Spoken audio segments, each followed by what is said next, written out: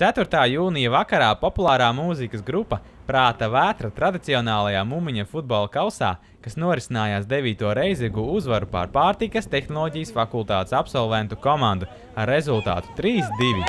Kādas sajūtas pēc uzvarētas spēles?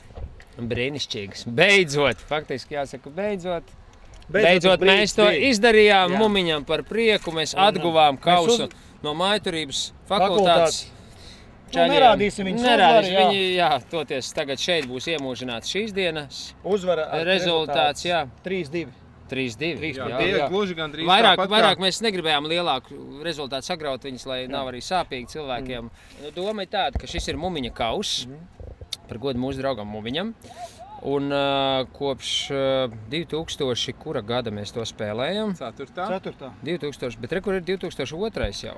Jā, mēs jau sākām agrāk, jā. Nu, pēc tam mēs viņu nosaucām pa Mumiņa kausu. Un tad mēs regulāri Mājturības puikām, fakultātes puikām spēlējam futbola reizi gadā. Jā. Mājturības fakultātes absolventiem varētu varbūt tā teikt? Sāksim par absolventiem, jā. Jūs varētu kādu novēlējumu Latvijas Lauksaimniecības universitātes studentiem? Latvijas Lauksaimniecības studentiem būs viens un vienkārši novēlējums, lai vienmēr būtu tā, kad jūtu spēku katrā ciskā, esmu formā olimpiskā. Vajadzētu tā, lai vienmēr ir. Katram savs novēlējums, jā? Nu, esiet sportiski, jo veselām esiet zinātkāri. Jā, esiet vareni, esiet gudri.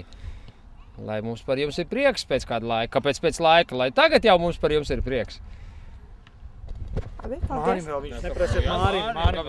Nu, un, protams, kad uzturiet sportisko garu šajā brīnišķīgajā laukumā, kuru jau gadiem, jau es pat teiktu gadu desmitiem, kopja Bonis. Es atceros, kad es sāku mācīties kā reiz ar Mumiņu vienā kursā, un tas bija Mājturības kurs.